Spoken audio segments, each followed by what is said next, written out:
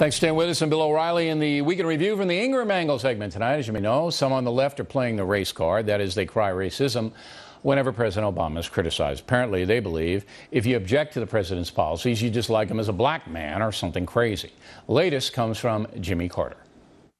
I think an overwhelming portion of the intensely demonstrated animosity toward President Barack Obama is based on the fact that he is a black man.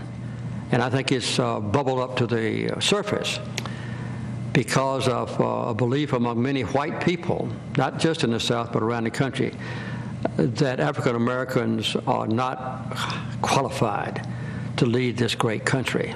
Of course, Mr. Carter offers no stats to back that up, nothing but bloviating. Joining us now from Washington, Fox News analyst Laura Ingraham. I know you're hearing on the radio, I'm hearing in the email, that people are getting fed up with this race card business. And even though the Obama administration has been very diligent in saying, look, we don't believe any of this opposition to the president has anything to do with the color of his skin, somebody like Jimmy Carter getting out there and saying that tees people off, does it not?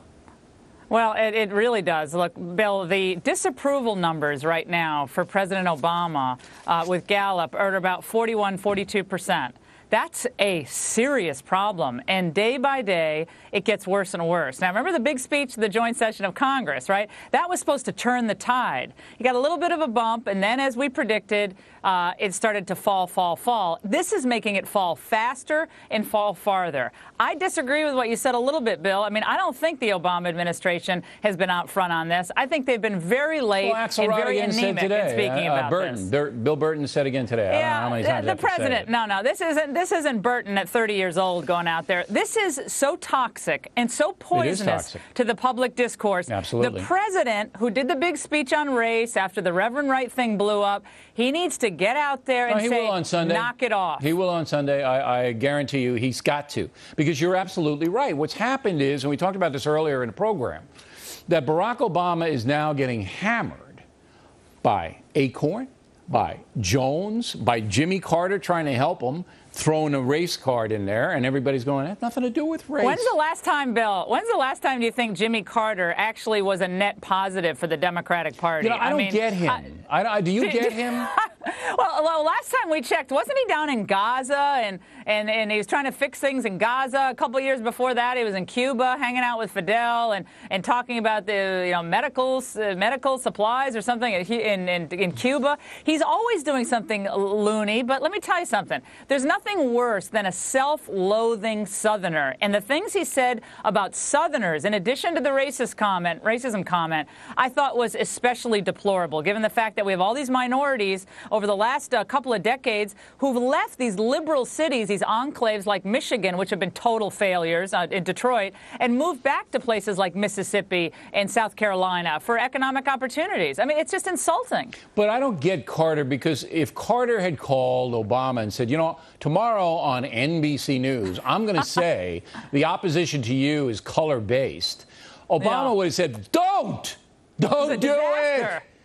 But everybody knows that using, as your word, the toxic racist card to try to marginalize legitimate opposition is going to they don't want opposition. They don't want opposition. I mean, you touched on it. Look, opposition is something they haven't been able to deal with this summer. They haven't been able to deal with it in recent months. They thought it was going to be the Globama 24/7. They were going to go from the cover of Vogue magazine to the Vegetable Garden to Date Night in New York, and that everyone was going to love them so much that they were going to suddenly love liberalism. But they don't love liberalism. The people of this country have rejected that time and again. They don't know what to do now. They're in big trouble, and they don't seem to be able to really tamp down what we're seeing as far as this, like, basically a speech code being imposed on the American people. It's like one of those campus speech codes, you know, those PC speech codes. They want that to apply to all of us now, not just to places like Harvard, but everywhere in the country. So we can't really speak out without being called racist. Why do you think this Acorn thing has blown up so big? You had the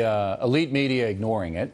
Charles Gibson didn't even know about it, and I like Charles Gibson. I mean, but he's a nice guy, but he didn't know about it, and it was driven primarily by Fox News and talk radio, and it is absolutely a huge political scandal. There's no doubt. It's a big story, but it has blown up so much so that it blew off the Fed chief, Bernanke, saying, you know, the recession may be over.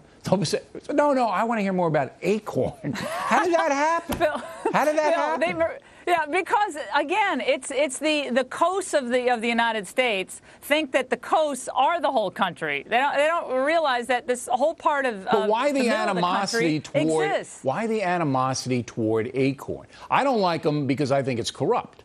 I think that there's millions of dollars going in there. It's getting stolen. It's getting, all that. That's why I don't like them. But why do you think the folks really revile these people? Oh, because, Americans, they must be, I guess, according to Jimmy Carter, they must be all be racist. Well, I mean, we have white Acorn people. The one in Obviously, California with the underage hookers was white. Yeah. Well, exactly. I think it goes to the heart of what we hope for in our democracy, which is a little bit of idealism. This idea that when you get federal dollars, you're supposed to be held accountable for what you do with those federal dollars. And for this to happen on this scale, in this many Acorn offices, and all these investigative departments at ABC, NBC, and CBS are kind of like playing catch up 5 days later. That's abominable. It's embarrassing for these networks. This is why they're bleeding viewership, and this is why they're bleeding influence. And now they're like, today on the Today Show, Bill, they covered the Acorn thing, I believe, for the first time. This broke last Well, look, Friday. it's just great for us. Our Thursday. ratings last night were record and historic. Congrats. And thank you. I appreciate it. We're doing Fantastic. a responsible job on this. Laura, thanks very much, as always. Thanks. Did you see that is next? A woman trying to find